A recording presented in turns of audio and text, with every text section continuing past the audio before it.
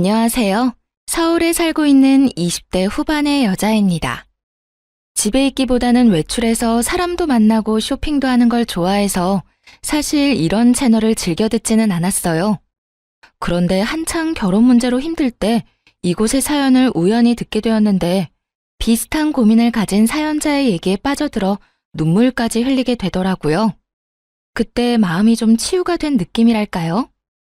나 같은 사람이 또 있구나. 나만 힘든 게 아니구나. 이런 생각을 하면서요. 그렇게 이곳의 사연을 꾸준히 듣게 되었답니다. 그러다 보니 벌써 그 남자와 헤어진 지 1년 가까이 흘렀네요. 이제 마음의 상처도 많이 아문 것 같아요. 이 채널에서 받았던 위로를 다른 분들께도 드리고 싶어서 용기 내 사연을 써봅니다. 지금 생각하면 정말 현명한 선택을 했던 저의 이야기. 한번 들어주시겠어요? 그 당시 전 서울 강남의 어느 성형외과에서 원무과 직원으로 일하고 있었습니다. 상담을 진행하진 않았고 주로 접수와 결제 담당이었어요. 빌딩의 한 층을 통으로 썼기 때문에 규모가 꽤 컸거든요. 그래서 직원들이 많았고 예약하는 환자들도 많아서 매일 정신없이 일했었어요. 원무과 쪽은 처음이어서 일을 배우느라 더 정신이 없는 상태였죠. 병원은 16층짜리 빌딩에 있었는데 다른 회사나 로펌도 있었어요. 아침에 엘리베이터를 기다리는데 어느 날부터인가 어떤 남자가 눈에 띄더라고요. 항상 세련된 양복 차림에 참 훈훈한 남자였어요. 몸매가 호리호리하고 얼굴도 여자들이 좋아할 정도로 잘생겼고요. 하루는 병원 사람들이랑 점심을 먹고 들어오는데 또 그 남자와 마주친 거예요. 그러자 다른 직원들이 쑥덕대기 시작하더군요. 저 남자 진짜 훈남이다. 보면 가슴이 떨린다니까. 저번에 누가 봤는데 로펌으로 들어가더래. 혹시 변호사 아니야? 저 얼굴에 변호사면 대박이다. 뭐 그냥 그런가 보다 싶었죠. 그때는 병원 일 끝나면 퇴근해서 친구들이랑 놀기 바빴고 격일마다 운동도 열심히 해서 인생이 너무 재밌는 시절이었거든요. 그래서 남자에게는 별로 관심이 없었죠. 또 전혀 상관없는 사람이기도 했으니까요. 그런데 이상하게 자꾸 그 남자랑 눈이 마주치는 거예요. 나중에 안 거지만 그 남자가 제 쪽을 계속 쳐다봐서 그런 거였어요. 그로부터 한 달 정도 지났을까요? 퇴근하는데 비가 막 내리더라고요. 그래서 택시를 잡으려고 하는데 갑자기 누가 옆으로 쓱 다가오더군요. 놀라서 옆으로 얼른 피하고 보니 우산을 든 그 남자였어요. 혹시 버스 타시면 같이 정류장까지 가실래요? 전 버스 타러 가거든요. 네? 아니요. 전 여기서 그냥 택시 타려고요. 지금 막히는 시간이라 택시 타면 요금 엄청 나올 텐데. 어디까지 가시는데요? 집이 그렇게 멀지 않아서 괜찮아요. 배려해 주셔서 감사합니다. 마침 택시가 와서 얼른 잡아 탔어요. 힐끗 뒤를 보니 남겨진 남자가 택시를 멀거니 보고 있더라고요. 그런데 그 이후로 저를 만나면 먼저 인사를 건네기 시작하는 거예요. 다른 직원들이 그 모습을 보고 난리가 났죠. 남자는 혼자 점점 친한 척을 하더니만 같이 저녁을 먹자더군요. 사실 그렇게 싫지는 않아서 함께 식사까지 하게 되었어요. 전 12층 로펌에서 일해요. 변호사 5년 차고요. 다른 거 하다가 다시 로스쿨 들어가서 공부하고 지금까지 일만 했어요. 그래서 그런가 여자친구 없이 지낸 지 엄청 오래됐네요.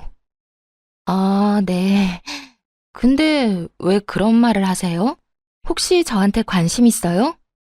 네.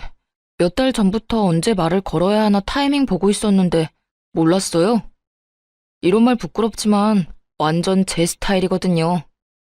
잘생긴 남자가 호감이 있다는데 싫은 여자는 없을 거예요. 하지만 처음에는 많이 망설였어요. 제가 좀 화려하게 생긴 스타일이라서 특히 남자들이 오해를 많이 하거든요. 남자친구가 많을 것 같다는 둥, 매일 나가 놀 것 같다는 둥. 그래서 그런지 어릴 때부터 사람을 사귈 때 경계를 많이 했어요. 그래도 남자친구가 조심스럽게 다가와준 덕분에 결국 마음의 문을 열고 사귀게 되었답니다. 사실 오래 사귈 거라고 생각은 안 했는데 진중하고 배려심 깊은 사람이더라고요. 늘 따뜻하게 대해주는 모습에 반해 그렇게 1년을 만나게 되었어요. 중간에 병원 일을 관두고 싶었던 순간도 많았는데 남자친구를 매일 볼 수 있는 직장이어서 그나마 참고 다니기도 했고요. 아직 어렸기 때문에 결혼은 전혀 생각하지도 않았는데 30대인 남자친구는 결혼 이야기를 자주 꺼내더라고요. 둘이 함께하는 미래에 대해서 자연스럽게 말하기도 하고요. 그래서 이렇게 사귀다가 이 남자랑 결혼하게 되는 건가 싶었죠. 근데 자기는 왜 매일같이 결혼 얘기를 해? 정작 나한테 프로포즈는 안 하면서. 자기도 결혼 생각하고 있어? 난 자기가 어리니까 기다리고 있었지. 사실 빨리 결혼해서 얼른 둘이 살고 싶어. 결혼이 무슨 소꿉장난도 아니고 준비할 게 많잖아. 부모님도 배워야 하고 서로 재산도 좀 맞춰보고 예산도 세워야 하고. 우리 예슬이 모은 돈 좀 있나 봐. 난 내가 다 해야 하나 걱정하고 있었는데 아무래도 자기 월급이 그렇게 많진 않을 거 아니야. 자기가 변호사긴 하지만 그렇게 많이는 못 벌지. 요즘 변호사들이 워낙 많으니까. 사실 그렇지. 예전처럼 많이 벌지는 못해. 그래도 너 하나는 내가 책임질 수 있어. 그렇게 말하는 남자친구를 보니 귀엽기도 하고 애틋하기도 하더라고요. 그래서 저도 자연스럽게 결혼에 대해 긍정적으로 생각하게 됐어요. 그 사이 남자친구한테 로맨틱한 프로포즈를 받아 승낙도 했고요. 앞으로 사랑하는 남자와 결혼해서 꽃길만 걸을 거라는 설렘으로 가득 차 있었죠. 지금 생각하면 참 어린애 같았지만요. 그러던 어느 날 남자친구가 심각하게 자기 집 얘기를 꺼내는 거예요. 나는 사실 엄마랑 둘이 살고 있어. 아버지가 나 대학생 때 갑자기 병으로 돌아가셔서 엄마가 우울증에 걸리셨거든. 로스쿨 다니느라 집도 팔아서 더 작은 집으로 이사 갔고 그나마 내가 변호사가 돼서 다행이지. 우리 엄마 그거 하나 보고 사셔. 그러셨구나. 난 그냥 평범한 집에서 자랐어. 자기한테 그런 아픔이 있는 줄 몰랐네. 그래도 이렇게 변호사까지 되고 대단한 거야, 정말. 저기, 내가 엄마한테 자기에 대해 말씀드려봤거든? 여자친구 있다고. 결혼 생각한다고 하니까 직업이랑 집안을 바로 물으시더라고. 그래서 아직 자세히 말씀은 못 드렸는데 자기 직업이 전문직은 아니니까 우리 엄마가 반대하실 수도 있을 거야. 어쩌면 좀 모질게 구실 수도 있고. 그래? 좀 걱정되긴 한다. 난 자기 어머님이 반대하시면 억지로 결혼할 마음은 없어. 자기 너무 냉정하게 말한다. 난 엄마를 어떻게 설득할지 고민하느라 머리가 터질 것 같은데. 저기, 나를 사랑하면 엄마가 모질게 대하더라도 좀 참아줄 수 없을까? 사실 자기가 공부 열심히 해서 좋은 직업 가졌으면 이런 걱정 안 했을 테니까. 남자친구가 이렇게 말하는데 좀 어이가 없더라고요.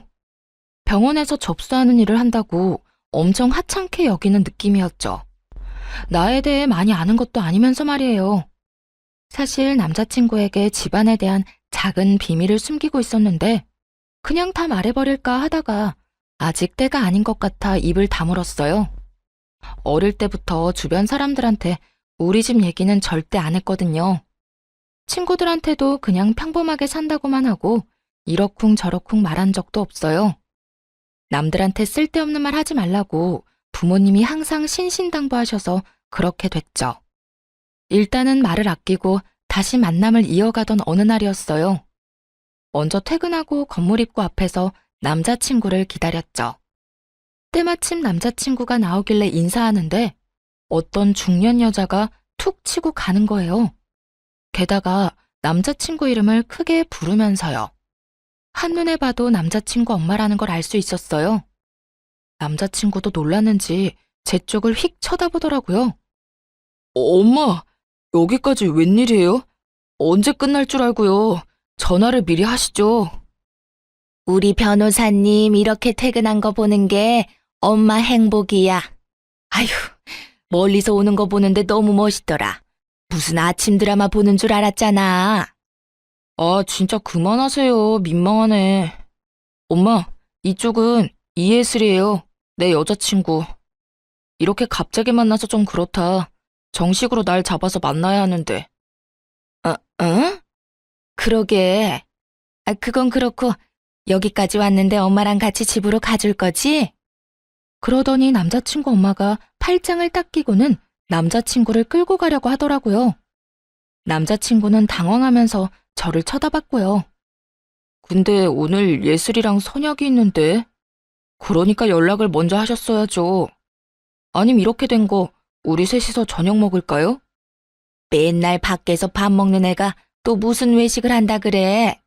내가 너 좋아하는 제육볶음 맛있게 해놨는데. 그럼 난 먼저 갈게. 내일 보면 되지. 어머님, 다음에 뵙고 정식으로 인사드릴게요. 그런데 진짜 너무 웃겼던 게 뭔지 아시나요? 남자친구 엄마는 저를 한 번도 안 쳐다봤고 마치 없는 사람 취급했다는 거예요. 당연히 인사도 받아주지 않았죠. 제 존재 자체를 그냥 신경도 안 쓰고 지나쳐버리더라고요. 저에 대해 당연히 알고 있었을 텐데 완전히 무시하는 태도를 보니 화가 나더군요. 결국 남자친구는 미안한 표정을 지으면서 지네 엄마한테 끌려갔고요. 말도 제대로 못하는 모습에 좀 정이 떨어졌어요. 그래서 일부러 다음 날까지 연락을 받지 않았네요. 엄청 미안했는지 병원 문 앞까지 찾아와서 기다리고 있더라고요. 자기야, 어젠 진짜 미안했어. 전화 안 받아서 내가 얼마나 걱정했는 줄 알아? 어머님이 나를 어떻게 생각하는지 아주 잘 알겠던데. 그래도 그렇지, 사람을 앞에 두고 어떻게 그렇게 모르는 척을 하셔? 그러게 말이야. 나도 집에 가는 길에 엄청 뭐라고 했어. 우리 엄마가 원래 그런 분이 아닌데 진짜 미안해. 어제 나 처음 보신 거잖아. 뭐라고 하셔? 자기한텐 솔직하게 말하셨을 거 아니야. 숨기지 말고 말해봐. 뭐 별로 좋은 얘기는 안 하셨어. 그냥 모르는 척하고 넘겨줘. 내가 우리 엄마는 잘 설득할게. 아, 말해보라고. 나도 알아야 앞으로 어떻게 할지 생각해볼 거 아니야. 생긴 게 날라리 같고 치마도 너무 짧다고. 그렇게 어린 것 같지도 않은데 정숙하지 않다고 하시네. 어젠 좀 치마가 짧긴 했지. 난 그런 거 좋아하지만. 날라리라니. 진짜 어이가 없더라고요. 어차피 곧 우리 집에도 인사를 가야 하니까 이번 기회에 다 털어놓기로 했어요. 우리 집에 인사 오기 전에 미리 말할 게 있어. 무슨 말인데? 혹시 무슨 달동네 산다는 말 아니지? 자기 경제 사정 안 좋다는 건 나도 짐작했어. 괜찮아. 아니? 그건 아니야. 우리 집 가면 놀랄까봐 미리 말해주는 거야. 사실 내가 지금 일하는 병원 원장이 우리 오빠야. 우리 오빠가 성형외과 전문이거든. 진짜야? 아, 그래서 거기서 일하는 거구나. 그럼 자기가 해외에서 학교 나왔다고 한 것도 진짜겠네? 사실 안 믿었거든. 응, 나 미국에서 대학 다니다가 사정이 있어서 다시 한국으로 돌아온 거야. 우리 집 못 살지 않아. 자기랑 결혼하려는 이유 중 하나가 뭔지 알아? 자기가 내 배경 안 보고 나 그대로를 사랑해줘서야. 암튼 일단 가보면 알겠지. 너무 걱정하지 마. 자기가 그렇게 말하니까 얼떨떨하면서도 좀 무섭네. 나 마음에 안 들어 하실까봐 걱정된다. 네, 맞아요. 사실 아버지께서 부동산으로 재산을 많이 불리셔서 부유하게 자랐답니다. 서울의 빌딩 포함해서 건물이 3채 정도 있는 걸로 알고 아버지는 임대업 전문으로 투자회사를 하고 계시고요. 다행히 오빠가 의사가 되어준 덕분에 저는 자유롭게 자랐어요. 그런데 디자인을 전공해 뉴욕으로 대학을 갔다가 교통사고로 다리를 다쳤거든요. 그래서 어쩔 수 없이 졸업을 못하고 귀국하게 된 거였답니다. 공부를 못하게 되니까 미래도 불투명해져서 심적으로 정말 힘든 시기였어요. 방황도 많이 해서 부모님 속도 많이 썩였죠. 방에만 처박혀 있으니까 보다 못한 부모님이 끌어내서 일을 시키신 거였어요. 오빠 병원에서 아르바이트라도 하라면서요. 확실히 규칙적인 일상을 보내고 사람들이랑 대화도 하니까 많이 건강해졌어요. 거기다 남자친구를 만나게 되면서 더욱 생기가 생기고 웃음도 많아져서 그런지 부모님도 벌써부터 남자친구를 좋게 생각하고 계시더라고요. 그래서 용기 내서 남자친구랑 집에 간다고 말씀드릴 수 있었죠. 드디어 우리 집에 인사하러 오는 날이 되었어요. 집을 본 남자친구가 말을 잃고 벙쪄 있더라고요. 여기가 자기 집이란 말이야? 그 뉴스에 나오는 강남에서도 비싼 펜트하우스잖아. 나 이런 데 처음 들어와 봐.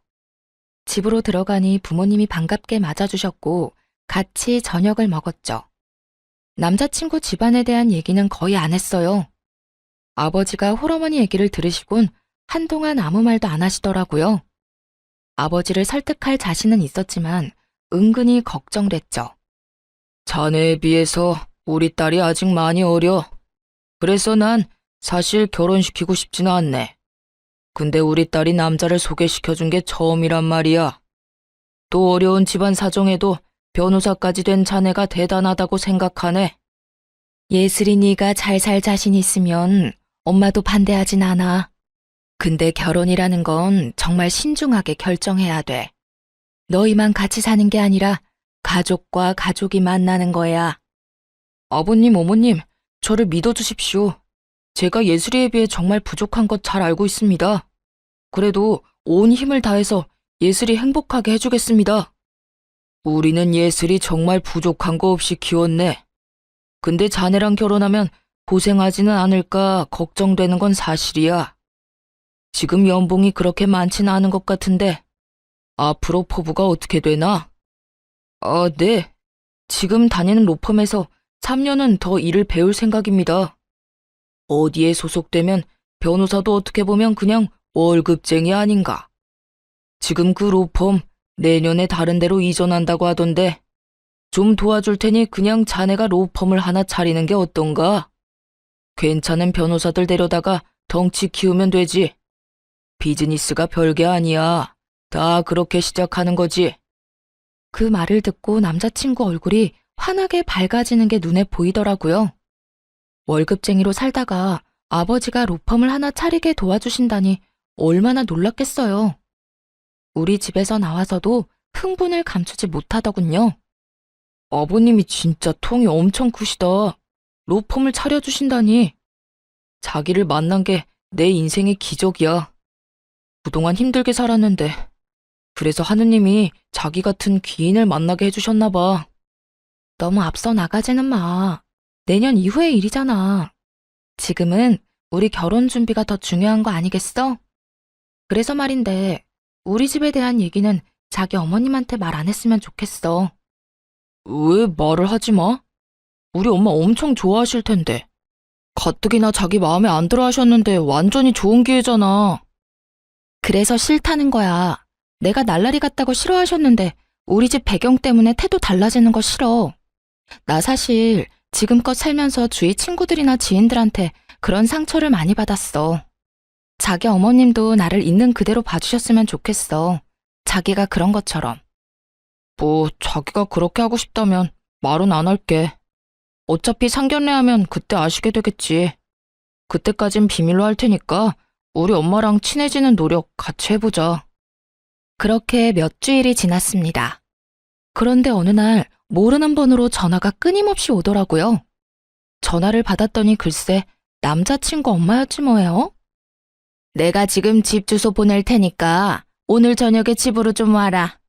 우리 형민이한테는 말하지 말고. 네? 오늘 저녁에요? 너무 갑작스러운데 주말에 오빠랑 같이 찾아뵈면 안 될까요? 아니 내가 오라면 오는 거지 뭔 말이 많아. 안 오면 네 손해니까 알아서 해. 다짜고짜 그렇게 차갑게 말하고는 끊어버리시더라고요. 그리고 바로 집 주소가 문자로 도착했어요. 정말 가야 하나 고민을 많이 했어요.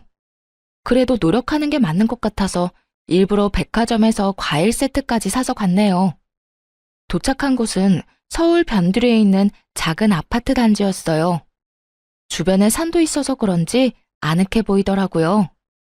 초인종을 누르자 얼마 안 있다가 예비 시모가 문을 확 열어젖혔어요. 그리고 말도 없이 휙 들어가 버리길래 순간 당황했지만 우선 안으로 들어갔어요.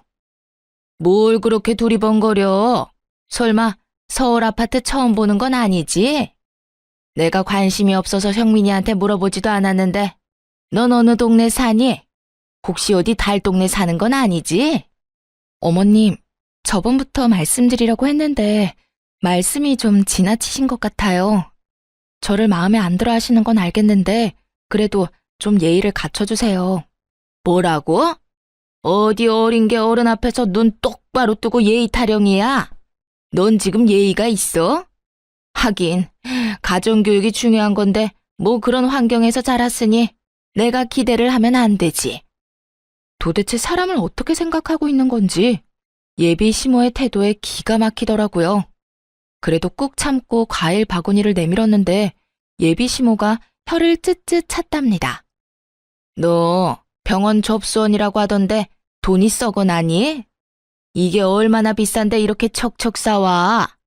이런 것만 봐도 네 머리가 얼마나 텅텅 비었는지 알겠다. 어머님께서 과일 좋아하신다고 해서 일부러 멀리까지 가서 사온 거예요. 그냥 맛있게 드셔주세요. 그렇게 많이 안 비싸요. 아이고, 이게 안 비싸다고? 네 수입이 뻔한데 낭비가 너무 심한 거 아니니? 데이트할 때 우리 아들 돈 다 털어먹는 거 아니야? 힘들게 돈 벌어서 뭔 짓인지. 저 오빠랑 데이트 비용 반반씩 내거든요. 마음에 안 드신다고 해도 왜 그렇게 절 대하시는지 잘 모르겠네요. 저는 그냥 어머님이랑 친해지고 싶어서 온 거예요. 우리 아들 구워 삶은 것도 모자라서 나도 어떻게 해보려고? 어림도 없지. 그래, 우리 아들이랑 그렇게 결혼하고 싶으면 오늘 저녁 좀 차려봐. 내가 우리 아들 밥 하나는 참 잘해 먹였어. 너랑 결혼했다가 라면만 먹게 할 순 없으니까 요리 솜씨가 어떤지 좀 보자. 만약 제대로 못하면 절대 우리 아들이랑 결혼 못할 줄 알아. 저 말 들으니 진짜 기가 막히더라고요. 저요, 여태껏 밥 한 번 안 하고 자랐어요. 자랑하는 게 아니라 항상 집에 도우미 아주머니가 계셨거든요. 앞으로도 청소며 요리에 매달릴 생각 없었고요. 그리고 결혼하면 둘이서 알아서 밥 차려 먹고 잘 살 텐데 예비 시모가 말하는 것을 들으니 무슨 노예를 구하는 것 같았죠. 저는 결혼해도 일할 거예요. 집에서도 요리해 본 적 없고요. 부모님도 저한테 밥 차리라고 말씀하신 적 없어요. 무슨 며느리 뽑는 선발전 하는 것도 아니고 밥 못하면 결혼 못한다고 말씀하시는 게 너무 어이가 없네요. 저 그만 가볼게요. 이거 말하는 꼬락서니 좀 봐. 야, 너 거기 안 서? 나가기만 해봐. 당장 부엌으로 들어가. 예비 시모의 눈이 갑자기 휙 돌더니만 제 목덜미를 잡아채더군요. 그러고는 주방으로 막 끌고 가기 시작했어요. 순간 너무 무서웠죠. 내가 우리 아들을 어떻게 변호사로 만들었는데 니까짓 게 뭔데? 가진 게 없고 이뤄놓은 것도 없으면 뭘 해줄 수 있는지 보여줘야 하는 거 아니야? 집에서 우리 아들 수발 잘 들고 밥이라도 잘해야 할 거 아니야? 예비 시모를 확 밀치며 말했어요. 이게 무슨 짓이에요? 사람 죽일 일 있어요? 그쪽 아들이랑 결혼 안 하면 되죠? 당장 헤어져 줄게요. 이제 만족하세요? 비켜요. 그대로 달려서 현관문으로 갔죠. 눈물이 하염없이 나고 목은 너무 아프고 살면서 이런 일은 처음이었어요. 그때 정말 짠 것처럼 남자친구가 들어오더군요. 제 얼굴을 보고는 깜짝 놀라 자기 엄마한테 무섭게 소리치기 시작했어요. 이게 뭔 짓이에요? 내가 예슬이 부르거나 연락해서 이상한 짓 하지 말라고 했죠? 변호사가 뭐 그렇게 대단하다고 만나는 여자들마다 떼어놓으려고 난리냐고. 진짜 미쳤어요? 예, 난 다 너를 위해서 그러는 거지. 그깟 변호사라니? 네 얼굴에 네 직업이면 열쇠 3개는 기본으로 주는 여자도 만날 수 있단 말이야. 어디서 맨날 거지 같은 애들만 데려오니까 그러는 거 아니니? 그 말을 듣자 정신이 확 들더군요. 그동안 믿었던 남자친구한테도 배신감이 들었고요. 물론 저를 만나기 전에 다른 여자야 만났겠지만 그동안 그런 말 전혀 없었거든요. 저번에 그 선생이라는 계집애도 떨쳐내느라 얼마나 힘들었는데 그런데 이번엔 이런 날라리 꽃뱀을 데려와? 자기야, 일단 나가자. 내가 다 설명할게. 소리치는 예비 시모를 뒤로 하고 겨우 나왔습니다.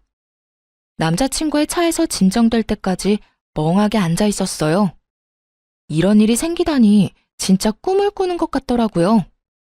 남자친구한테 가기 전에 미리 말을 해놔서 다행이지. 저 혼자였다면 더 못된 일도 당했을 것 아니겠어요? 엄마가 한 말은 너무 신경 쓰지 마. 내가 다 미안하다. 자기야, 이런 일로 나 버리는 거 아니지? 자기가 원하면 엄마랑 인연 끊고 살게. 진짜야. 나도 정말 지긋지긋해. 그래도 키워주신 엄만데 어떻게 천륜이 끊어지겠어. 나랑 인연을 끊는 게 훨씬 빠를 것 같은데. 그리고 다른 여자 얘기는 뭐야? 다 지나간 일이니까 굳이 말 안 한 거야. 예전에도 결혼할 여자가 있긴 했어. 근데 엄마가 하도 괴롭혀서 결국 헤어졌거든. 그럼 나한테 그 말도 했어야지. 그래야 자기 어머님이 어느 정도인지 알잖아. 난 오늘 일 너무 충격적이야. 내가 대신 이렇게 빌게. 진짜 미안해. 그래서 자기 집안에 대해서 미리 말하자고 한 거야. 그러면 엄마가 잘 대해주실 게 확실하고 결혼까지 아무 문제 없으니까.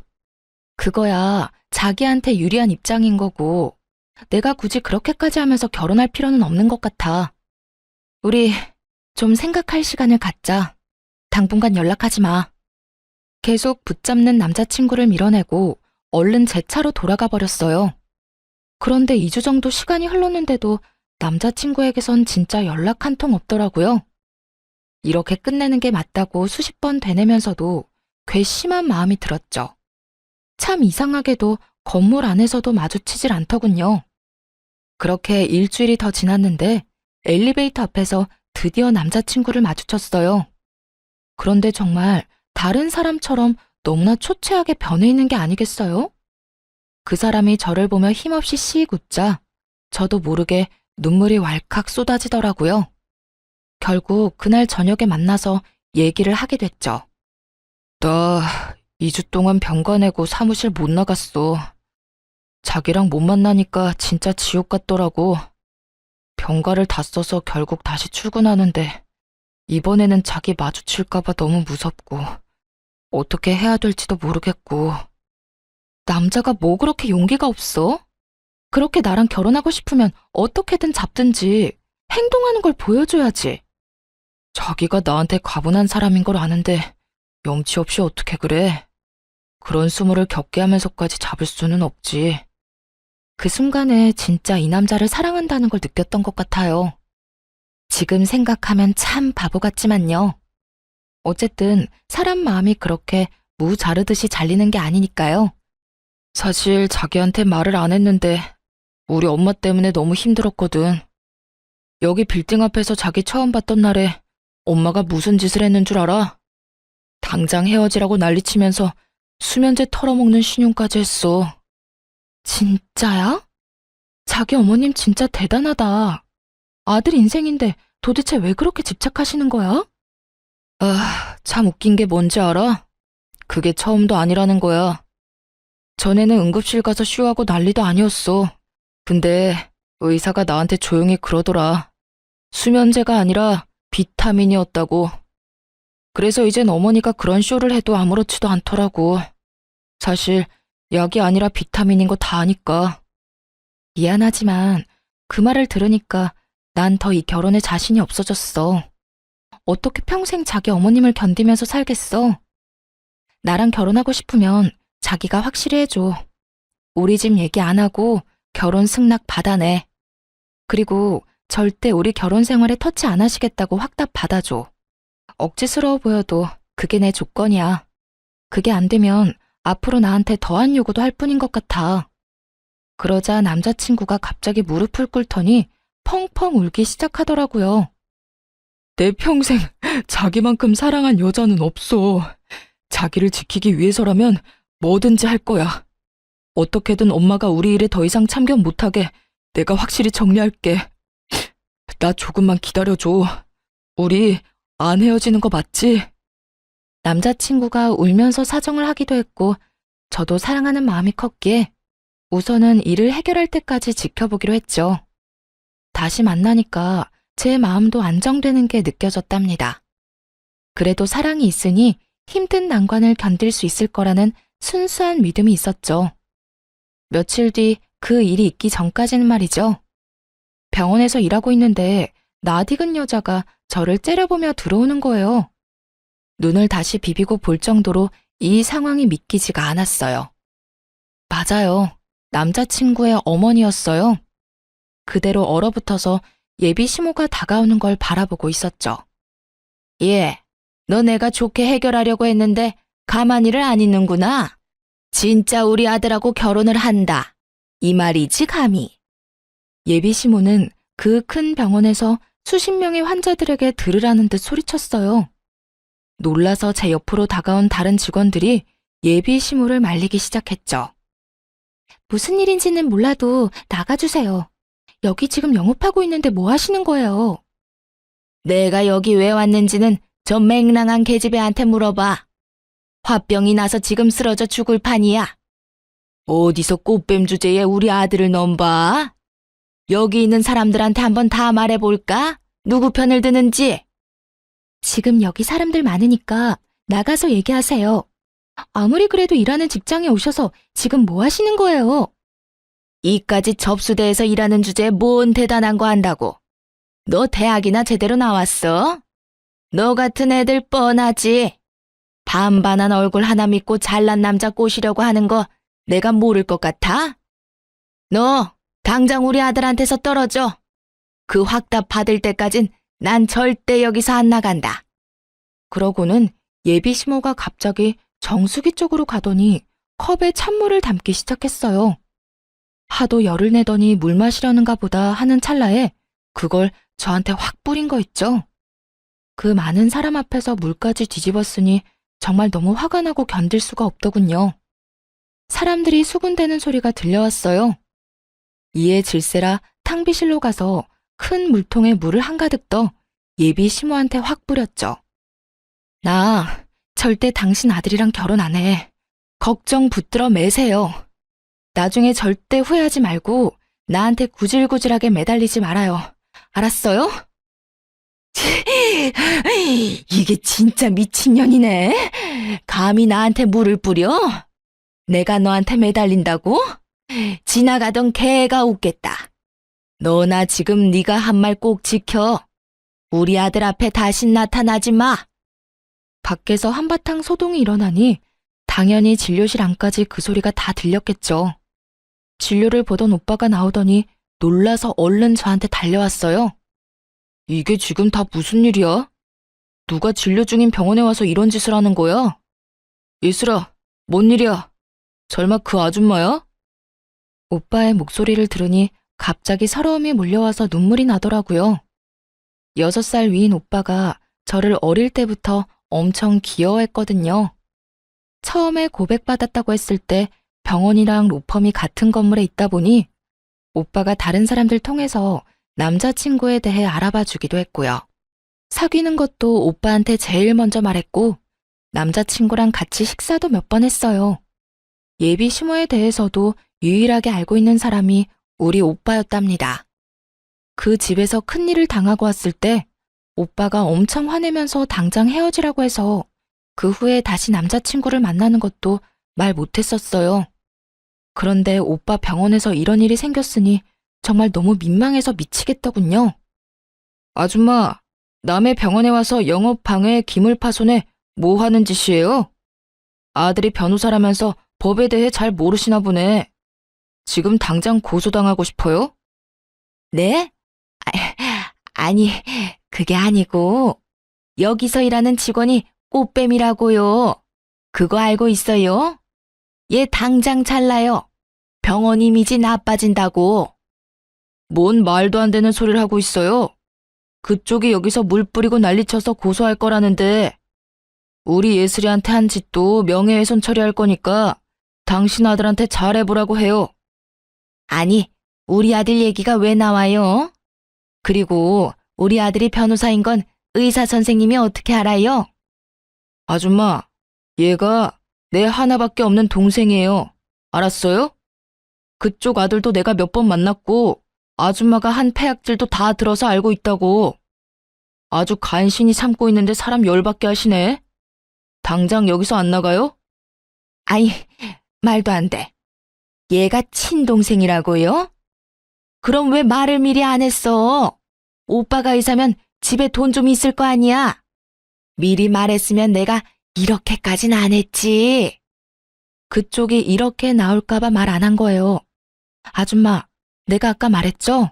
나한테 매달리거나 후회하지 말라고. 그리고 하나 더 말해줄까요? 이 빌딩 우리 아빠 거예요. 너네 아버지 빌딩이라고? 아니, 그게 진짜야? 그럴 리가 없는데. 너 우리 아들이랑 결혼하려고 지금 의사 가운 입힌 사기꾼 앞세워서 쇼하는 거지? 생각하는 거 하고는. 아줌마, 아침 드라마 작작 봐요. 정확히 말해주면 이 빌딩 이제 우리 예슬이 거예요. 얼마 전에 증여해 주셨거든. 부모님이랑 내가 얼마나 애지중지하는데 아줌마가 뭔데 내 동생한테 몹쓸 짓을 해? 아, 진짜 안 되겠다. 너 오빠한테는 헤어졌다고 했잖아. 오빠가 한숨 쉬며 어디론가 전화를 걸었어요. 상대가 누구인지는 안 봐도 바로 알 수 있었죠. 5분도 안 돼서 사색이 된 남자친구가 뛰어왔는지 숨을 몰아쉬며 들어왔거든요. 남자친구는 자기 엄마 모습을 보고는 울상을 지었어요. 내가 제발 가만히 있으라고 했죠. 도대체 엄마가 뭔데 내 인생에 이래라 저래라 하냐고요. 내가 엄마 때문에 얼마나 불행한지 알아요? 도대체 어디까지 나를 끌어내릴 거냐고. 남자친구 엄마는 그 절규를 듣고 그제야 느낀 모양이었어요. 뭔가 상황이 심상치 않게 돌아간다는 것을요. 남자친구가 무릎을 꿇은 채 제 바지를 잡고 매달리며 울기 시작했어요. 그 모습을 보고 가슴이 아팠지만 이미 우리 관계는 돌이킬 수 없었죠. 자기한테 나쁜 감정은 없지만 우리는 결혼할 수 없을 것 같아. 이제 헤어지자. 나는 당신 어머님이랑 한 가족이 돼서 살 수가 없어. 제발 여기서 나가줘. 예슬아, 제발 나한테 한 번만 더 기회를 줘. 난 진짜 너를 사랑한다고. 얘 형민아, 너는 변호사가 이렇게 채통 없이 울면 어떡하니? 얼른 일어나. 근데 얘가 진짜 이 건물주 딸은 맞는 거니? 이제 와서 그게 중요해요? 나 예슬이랑 헤어지면 엄마랑도 연 끊고 살 거예요. 알았어요? 이제야 상황 파악이 됐는지 남자친구 엄마가 부드러운 목소리로 말하더군요. 얘, 아가야. 내가 우리 아들을 생각하는 마음에 큰 실수를 한 것 같다. 우리 좀 진정이 되면 다시 얘기하자. 일하는 데 와서 미안하다. 오늘 이후로 다신 아줌마랑 마주칠 일 없을 거예요. 상황 다 알았으니까 이제 그만 가주세요. 지금 안 나가면 진짜 경찰 부릅니다. 강 과장님, 빨리 처리 좀 부탁드릴게요. 얼른 정리하고 정상 진료합시다. 원무과 과장님이 남자친구와 남자친구 엄마를 억지로 끌고 병원 밖으로 나갔어요. 오빠랑 직원들한테 이 일을 어떻게 설명해야 하나 정신이 아찔한데 문 밖에서 남자친구 엄마의 목소리만 또렷이 들려오더군요. 원무과 과장님한테 글쎄 뭐라고 했는지 아시나요? 근데 진짜 제가 이 건물주 딸 맞아요? 저 의사 동생이 맞고요? 저 의사가 여기 원장 맞아요? 예, 불러 들어온 복을 아주 뻥 차셨네요. 그 말을 들은 남자친구 엄마가 벙찐 채 이쪽을 바라보는데 얼굴이 점점 흑색으로 변하는 게 보이더라고요. 눈도 마주치기 싫어서 얼른 탕비실로 들어가 버렸어요. 30분쯤 지나고 오빠가 집으로 그만 가라고 해서 그 길로 퇴근했답니다. 그 이후로 남자친구 연락도 그냥 차단해버렸어요. 괜히 연락하고 변명을 들으면 미련 때문에 나쁜 선택을 할 것 같아서요. 오빠가 핸드폰 검사까지 하면서 완전히 뜯어말리기도 했고요. 한동안 남자친구 엄마가 다시 찾아올까봐 병원에 가지 않았는데 오빠도 아예 그만 일하는 게 좋겠다고 하더라고요. 그래서 짐도 챙겨오고 직원들에게 사과도 할 겸 마지막으로 병원에 갔죠. 그런데 어쩐지 쎄하더라니. 빌딩 앞에서 남자친구 엄마랑 딱 마주쳤지 뭐예요. 저를 발견하자마자 막 달려오더군요. 진짜 무슨 공포영화처럼 너무 무서워서 뒷걸음질까지 쳤네요. 그러더니 무턱대고 앞에서 무릎을 꿇었어요. 잠을 한숨도 못 잔 것처럼 머리는 엉망이고 옷도 엉망이고 말이죠. 아가야, 제발 나 좀 한 번만 봐주렴. 정말 미안하다. 우리 아들 한 번만 받아주면 내가 앞으로 네 앞에서 납작 엎드려서 살게. 응? 내가 우리 아들 일이라면 앞뒤 안 가리는 경향이 좀 있어. 잠깐 미쳤었나 봐, 아가야. 다 끝난 마당에 소름 끼치게 무슨 아가? 난 아줌마 얼굴 보는 것만으로도 끔찍해요. 내가 말하지 않았어요? 그쪽 아들이랑 다신 안 만날 거고 결혼도 안 할 거니까 나 찾아오지 말라고요. 그날 이후로 형민이가 짐 싸서 나가버렸어. 나한테 전화 한 통도 없고 그래서 잠도 못 자고 너한테 용서를 빌려고 매일 여기서 너만 기다렸단다, 아가야. 그 말이 더 소름 끼치네요. 나 다신 여기 안 올 거니까 앞으로 찾아오지 마요. 그리고 이제 다 끝난 사이지만 당신 아들은 당신 소유물이 아니에요. 아들 인생 망치지 말고 적당히 해요. 계속 따라오며 미안하다고 오는 그 여자를 떼어내느라 진짜 곤혹스러웠어요. 결국 빌딩 경비원분들한테 부탁해서야 겨우 쫓아버릴 수 있었죠. 그렇게 그 아줌마와의 악연은 다행히 끝낼 수가 있었어요. 전 남자친구와는 그 후 3개월 뒤에 한 번 만난 걸로 인연을 마무리했고요. 지금도 그 사람을 생각하면 마음 한편이 아려요. 차라리 절대 못 헤어진다고 악이라도 썼다면 정이 더 떨어졌을 텐데 그 사람은 제가 연락할 때까지 한 번도 연락하지 않더라고요. 오빠를 통해 그 사람이 로펌을 그만뒀다는 사실을 알게 됐지만 연락하진 않았어요. 그런데 어느 날 그 사람에게서 메시지가 왔더군요. 물론 바보 같은 건 알지만 그래도 한 번 만나서 마무리를 짓고 싶더라고요. 자주 가던 공원에서 만나서 어색하게 얘기를 이어나갔죠. 우리 엄마가 병원 앞에서 매일 너 기다렸단 소리 들었어. 정말 미안해. 내가 알아서 해결했어야 했는데. 우리 엄마 아직도 나한테 별 미친 소리를 매일같이 하고 있어. 너 잡으라고 돈 많은 며느리 놓쳐서 평생 제정신으로 못 살겠다고. 나도 병원 오래 안 나갔다가 딱 한 번 갔어. 매일 기다리고 있는 줄은 몰랐지 뭐. 이제 다 끝난 일이야. 예슬아, 너무 미안해서 차마 돌아오라는 말은 하지 못하겠어.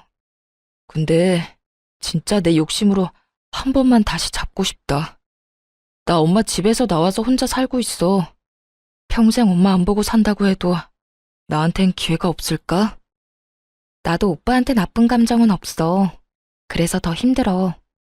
부모님한테 제대로 말도 못하고 그냥 헤어졌다고만 했지만 나도 진짜 힘들다고. 근데 나는 오빠 어머님 얼굴을 다신 볼 자신이 없어. 영 끊겠다고 하지만 오빠랑 있는 동안은 어찌됐든 소식을 듣게 될 거잖아. 난 오빠보다 내 인생이 더 중요해. 그래, 잘 알고 있어. 마지막으로 나도 욕심 부려본 거야. 앞으로 좋은 사람 만나서 행복하게 살아. 그 사람과의 인연은 그렇게 끝이 났답니다. 저는 공부를 다시 하기 위해 곧바로 준비해서 다시 미국으로 유학을 떠났어요. 지금은 미국에서 생활 중인데 저녁에 이곳의 사연을 종종 듣고 있죠. 한국을 향한 향수를 달랠 수 있어서 참 좋아요. 가끔 오빠와 통화를 하는데 놀라운 소식이 뭔지 아세요? 그 아줌마가 아직도 빌딩 근처를 돌아다니는 것 같다고 하더라고요. 진짜 정신이 이상해진 거 아닐까 싶어요. 하긴 그렇게 돈 많은 집 며느리 찾으려고 난리치다가 자기 때문에 놓쳐버렸으니 저 같아도 속 쓰려서 제대로 못 살 것 같네요. 상처도 많이 받고 이상한 일을 겪은 터라 앞으로 결혼할 수 있을지 모르겠지만 지금은 우선 공부를 잘 끝내는 걸 목표로 지내고 있어요. 제가 타지에서 잘 살아갈 수 있도록 듣고 계신 분들이 힘을 주셨으면 좋겠습니다. 이야기 들어주셔서 감사드리고 좋은 날만 가득하시길 바랄게요.